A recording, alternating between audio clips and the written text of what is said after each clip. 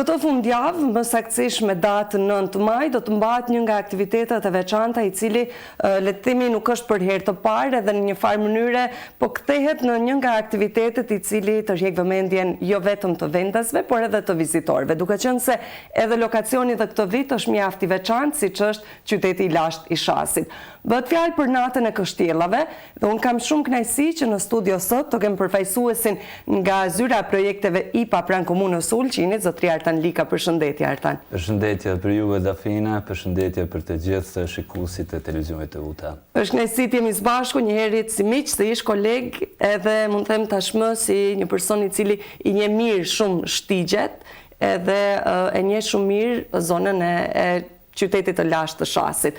Rikthehet nata e Kështjellave përsëri në Shas. Si po shkojnë aktivitetet, cilat kanë qenë le të themi ato mësime që keni marrë nga vitet e kaluara për të sjellë një aktivitet ndoshta edhe më të plotësuar dhe më të bukur këtë vit? Po, Dafina, shumë mirë përmend shtigjet në lokalitetin arkeologjik të Shasit.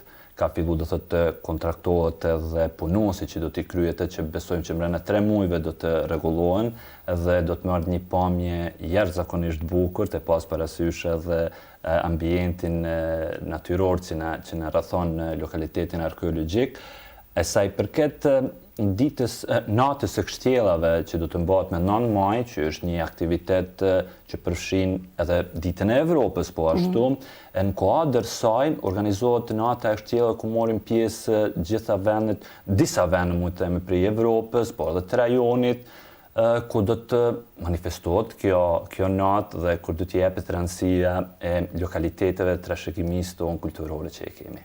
Si po arrin le të themi që komuna Ulqinit të jetë e barabartë me këto vende të tjera evropiane, me realizimin e projekteve të tilla? Shumë mirë po ecën sa i përket asaj dhe është me të vërtet një gjë shumë e rëndësishme edhe për komunën tonë, pasi që me këto aktivitete edhe shënohet si një vend turistike, si të thojmë një vend ku mund të vizitohen gjatë sezonit ose gjatë tërë vitit, të vizitohen këto lokalitete me të rëndësi shumë të veçantë për vendin tonë. Data 9 maj, pra është e shtuna që do të vi këtë fundjavë, çfarë ka të paraparë në natën e Kështjellave? Kemi të paraparë disa aktivitete. Do të bëhet mbjellja e fidaneve, do të ketë aktivitete me shkollën fillore të komunës të Ulqinit, do kemi edhe shpalosin e disa pikturëve që janë bërë vjetë, që mund të vizitojnë edhe kësaj radhe, por do kemi edhe shfaqje teatrale, cilin kemi marrë disa aktorë do thot me trupin e tyre që do të performojnë në sipër tek amfiteatri ku është, tek teatri i improvizuar në natyrë, është një pamje jashtëzakonisht e bukur, kur ja vlen edhe të shijojmë shfaqjen, por edhe të shijojmë rrethinën aty për rreth që e kemi.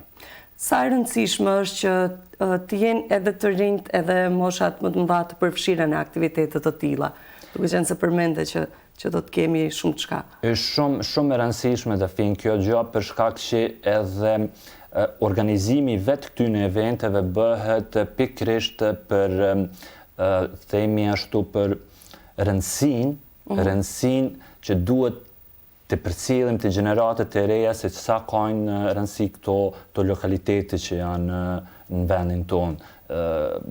Duke pas tash parasysh lokalitetin arkeologjik të Shasit, por janë edhe monumente tjera që rinia duhet të jetë më e kyçur edhe të marrim edhe prej tyre ideja se çka do të jetë më mirë, çka kishin pasur dëshirë të kenë qasje në komunën tonë. Është një projekt që ka një kosto të lartë, besoj. Po, ka një kosto, se në kuadër saj ne jemi duke punuar aty veç e përmend edhe më herët, do thotë që janë të bë punimet, ku do të bëhet shtegu, ku mund të vizitohet rreth 2700 metra, do të jetë një shteg që hapën një 12 shtigje për të mujtë të vizitohet lokaliteti, por do vjen edhe ulse, do vjen edhe shportat për mbeturina, me gjithë këtë projekt do thotë që kap afro 1.900.000 euro do thot krejt ky projekt. Vjetë, kur kemi qenë në Shas, gjithashtu kemi parë le të themi disa punime të para, ndoshta me këtë projekt, siç kanë qenë pikat turistike apo jo pikat informuese. Çfarë ka të paraparë në vete i gjithë projekti, ndoshta edhe çfarë po qitet më shumë në dritë për lokalitetin e Shasit me këtë projekt? Me këtë projekt është shumë e rëndësishme, pasi që bëhet një mundësi e re për vendin.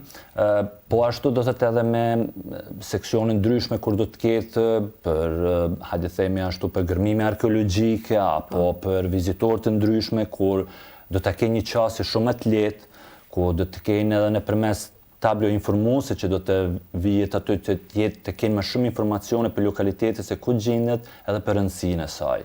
Nga cila orë do të mund të jemi në Shas edhe të shijojmë gjitha aktivitetet? Pri aty mund të jemi pri orës 6, do thot pri orës 6, ku mund të vizitohet për rreth, edhe rreth orës 7 fillojnë edhe shfaqja. Kur i shihni le të themi aktivitetet të ngjashme, si është nata e kështjellës që mbahet njëkohësisht edhe në vendet e tjera, çfarë ju bën krenar ju që mbahet në komunën e Ulqinit? Po neve na bën krenar ajo që kemi siç kam të tregu, me një histori aq të bushme sa i përket lokalitetit arkeologjik të Shasit, po ashtu na vjen mirë se edhe këtë vit do thot edhe mund të themi ashtu është viti jubilar, është viti 5 që po mbahet nata e kështjellave. Është që kemi kontaktuar edhe me shtetin fqinj, do thot me Shqipërinë, ku kemi pas përkrahjen nga zotëri Helidon Sokoli, i cili punon në qendrën për rujtjen e trashëgimisë kulturore në Shqipëri, në Bashkinë e Shkodrës. Edhe ai kanë marrë një iniciativë, do thot nga qendrat tyne që të organizojnë edhe në Kalan e Shkodrës, do thot në Rozaf, të bëjnë një aktivitet të ngjashëm me programin e tyne cili do të jetë si e kanë para pa ata. Shumë e bukur. Shumë bukur kur në një farë forme, dhe pse gjithkusht le të themi në atë aktivitetin e vet bëhen bashkë në një ditë edhe në një datë të caktuar. Deri kur do të zgjas si projekt, edhe a ka le të themi vazhdimsi edhe pas asaj përfundimit që është i paraparë ndoshta me vite? A mendoni që do të vazhdohet? Po, nata e kështjellëve ka pikërisht këtë qëllim, do të thotë që të promovojnë lokalitetet me të rëndësi të veçantë, dhe të jemi të vetëdijshëm se si mund të ketë ndërveprim ndërmes trashëgimisë, turizmit, vizitave ndryshme apo edhe studimeve shkencore. Do të thotë kjo është qëllimi kryesor sa i përket këtyre aktiviteteve. Me cilën energji po i bëni këto përgatitjet e fundit, Artem? Energjinë tani për tani kemi shumë, themi ashtu edhe fat që kemi grupin punues i cili mirëmi vesh edhe organizohemi si duhet, por emocionet janë gjithmonë, si do të shkoj, si do të pritet, e kështu me radhë. Me siguri e keni edhe ju përvojë sa i përket atë. Patjetër. Thirrja, le të themi, ajo thirrja për gjithë qytetarët që na ndjekin, cila do të ishte? Ejani dhe mos e humni paktën një bisede dhe edhe të shihni se çka do të ndodhë me lokalitetin arkeologjik, si do të merr pamjen e re, ta shohin njerëz si duket për momentin, edhe ta shijojnë natyrën, po ashtu edhe shfaqjen edhe organizimin që kemi planifikuar për atë ditë. Duket që ka interesim?